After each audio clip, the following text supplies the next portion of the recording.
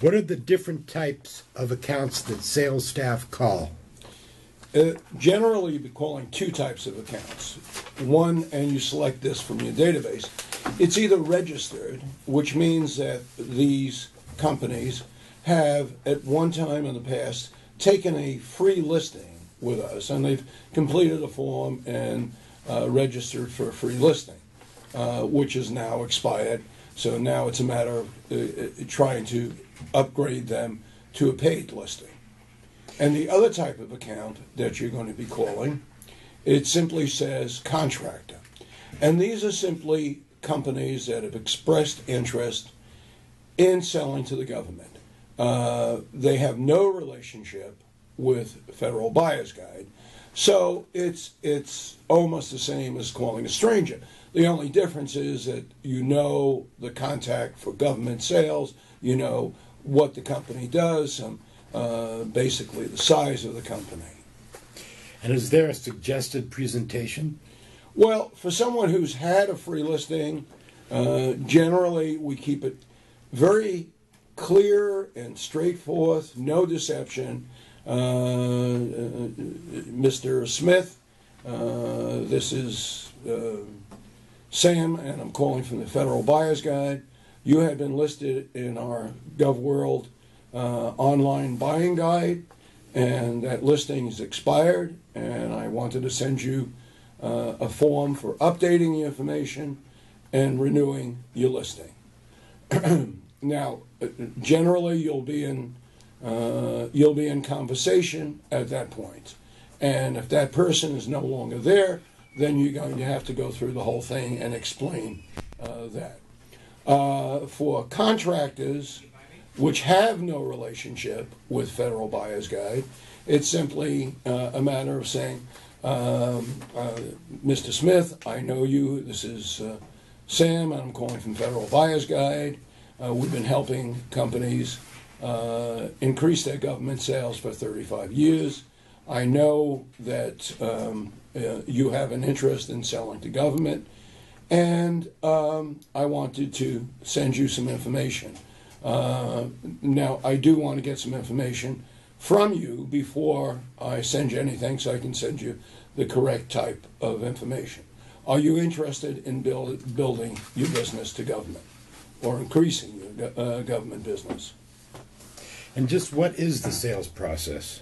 Well, generally the sales process is, none of these contacts are one call where you get an order on your first call. It's a matter of persistence. It's a matter, because we don't use pressure, so it's sending, calling, and then sending the follow-up material, calling again, and that you may send more specific information, but it's a series of calls, either until the client says no, or they decide to purchase a listing.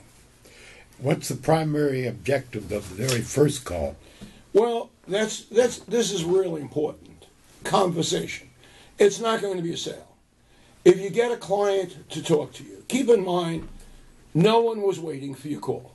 You've interrupted whatever they're doing. If they talk to you, it's a good sign. The more information you can get from a client, the better the results will be. Also, if they take time to talk to you, there is an interest there. Also, it's qualification. You don't want to wind up with a lot of callbacks who never take your call again. If you really want to qualify the client by asking some key questions. Where else do you advertise?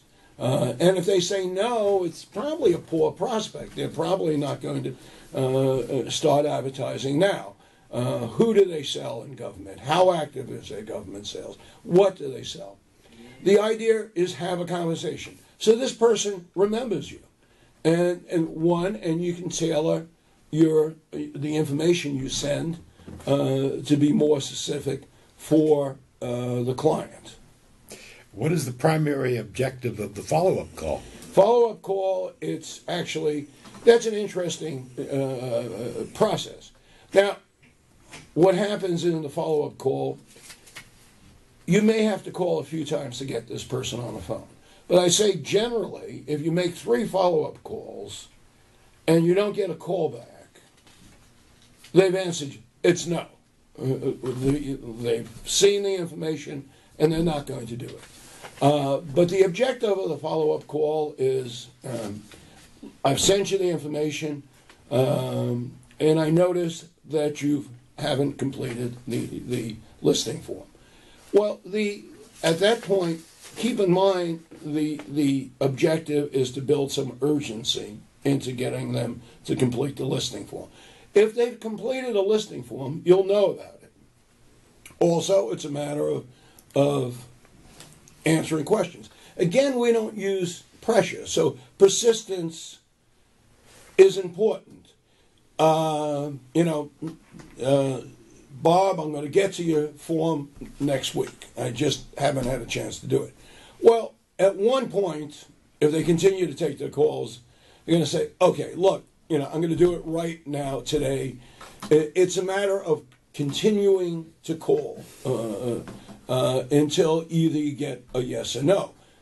Again, there's no deception. It's a very clean, clear offer, what you're offering. What objections come up? Well, that's an interesting. Objections are another word for questions, and generally, their objections are classified in 2 ways.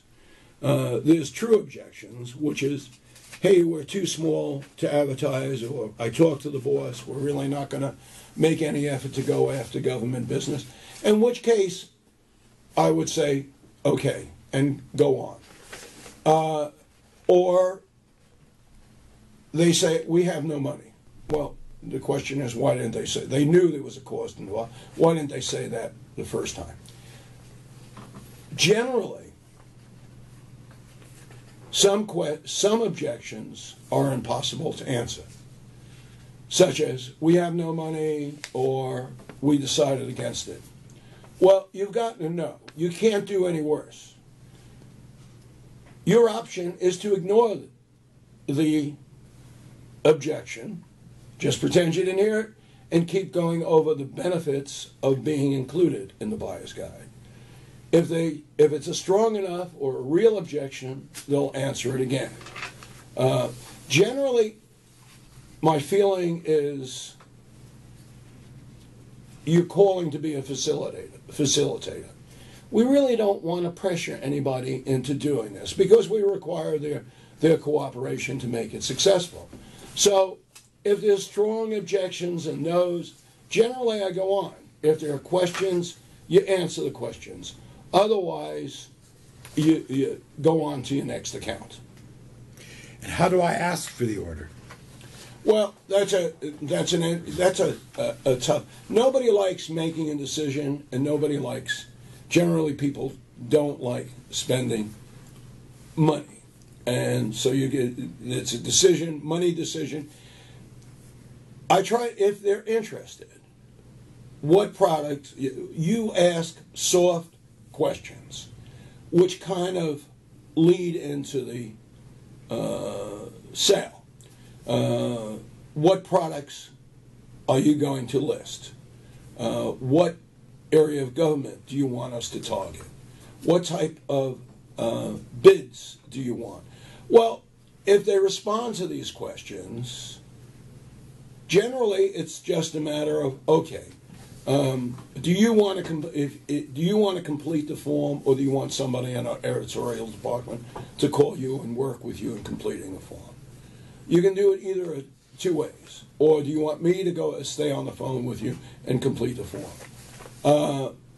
Because if they answer that, well, we're gonna list these products and we're going to target this area of government, they basically said yes. So then it's just a matter of going through the process and working out a payment plan. Do you want me to invoice you, or do you want me to put this on a credit card?